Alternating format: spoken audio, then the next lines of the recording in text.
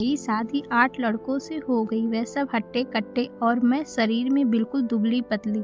उन सबको कैसे झेलती। जैसे ही सुहागरात का टाइम आया, 8 पति बारी-बारी से मेरे साथ सुहागरात मनाने लगे। उसके बाद जो हुआ उसे तो मेरी रूह काँप जाती है।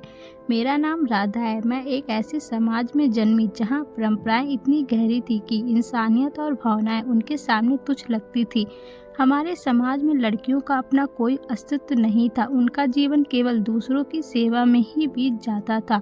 हमारे यहाँ एक विचित्र प्रथा थी कि एक ही दुल्हन कई दूल्हे। ऐसे परिवार और समाज में पैदा हुई जहाँ पर घर के सभी भाइयों के सिर्फ एक ही दुल्हन होती थी। मेरी माँ भी मेरे पापा, ताऊ जी और चाचा जी सभी की पत्नी थी। मैं 10 साल की थी और मुझसे बड़े मेरे 4 भाई थे। घर में शादी का माहौल था क्योंकि मेरे 4 भाइयों की शादी थी, भाभी सिर्फ एक। उस समय मुझे इस सब की खबर नहीं थी। मैं बिल्कुल अनजान थी कि ऐसा भी कुछ होता है। मैं तो इस खुशी में घूम रही थी कि घर में मेरी 4 भाभियाँ आएंगी। लेकिन भैया की शादी के बाद जब दुल्हन का गृह प्रवेश किया जा रहा था तो मेरे 4 दूल्हे भाइयों के साथ केवल एक ही दुल्हन थी। सब लोग बहुत खुश थे कि घर में बहू आ गई है, पर मैं सिर्फ इस सोच में थी कि आखिर मेरी बाकी 4 भाभियाँ कहाँ हैं। खैर, मैं इस सब को भूल गई और नाचने में लग गई। कुछ दिन यूं ही निकल गए। रोज देखती कि मेरी भाभी के पास सभी भाई जाते हैं।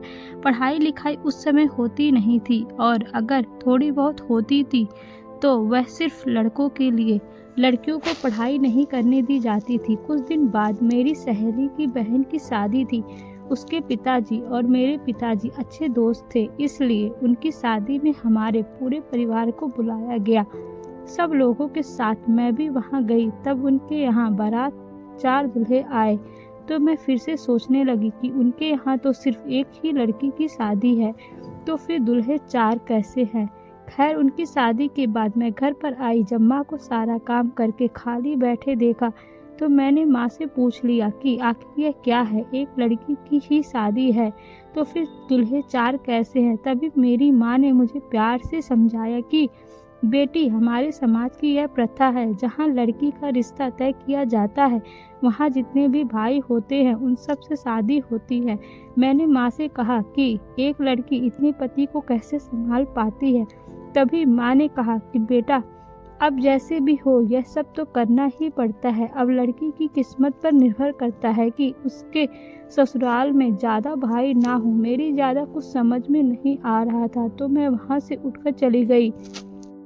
जब मैं 18 साल की हुई तो मेरे लिए रिश्ते की बातें शुरू हो गई। मेरे पिता और भाइयों ने फैसला कर लिया कि मेरी शादी एक प्रतिष्ठित परिवार में होगी। लेकिन जब मैंने सुना कि उस परिवार में 8 भाई हैं तो मैंने माँ से मिन्नतें की, उनसे गुहार लगाई कि मुझे इस प्रथा से बचा ले।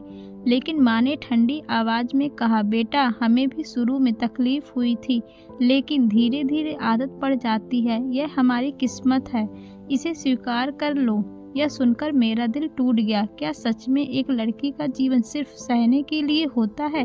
शादी का दिन आ पहुंचा। पूरे गांव में खुशियों का माहौल था, लेकिन मेरे अंदर अंधकार भरा हुआ था। जब मुझे मंडप में ले जाया गया तो वहां 8 दूल्हे बैठे थे। मेरी आंखों से आंसू छलक पड़े, लेकिन मैं कुछ नहीं कर सकती थी। जैसे जैसे वे मेरी मांग में सिंदूर भरते गए, मुझे लगा कि मेरा अस्तित्व मिटता जा रहा है। फिर आई वह रात जिसे हर नवविवाहित अपनी सबसे खास रात मानती है, लेकिन मेरे लिए यह सबसे भयानक थी।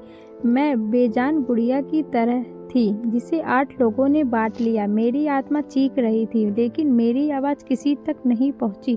दिन, महीने और साल बीतते गए। मैं इस बंधन को अपनाने की कोशिश कर रही थी, लेकिन मेरा मन बगावत कर रहा था। मैं नहीं चाहती थी कि कोई और लड़की यह यातना से गुजरे। मैंने खुद को शिक्षित करने का फैसला किया।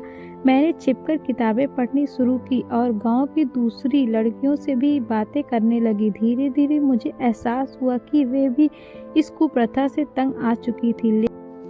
कोई बोलने की हिम्मत नहीं जुटा पाता था। एक दिन मैंने ठान लिया, मुझे इस कैद से आज़ाद होना था। मैंने मौका देखकर घर से भागने का फैसला किया।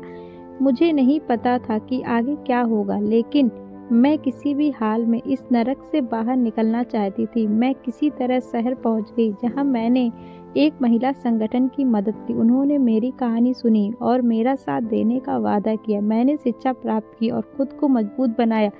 आज मैं एक नई पहचान के साथ खड़ी हूँ। मैंने अपने जैसे कई लड़कियों की मदद के लिए एक संस्था बनाई है। मैं जानती हूँ कि यहाँ लड़ाई आसान नहीं है, लेकिन कोई तो शुरुआत करनी होगी। आज जब मैं अपने अतीत को देखती हूँ तो वह एक डरावनी याद की तरह लगता है, लेकिन मैंने सीखा कि समाज की बेड़ियाँ तोड़ी जा सकती है, बस हमें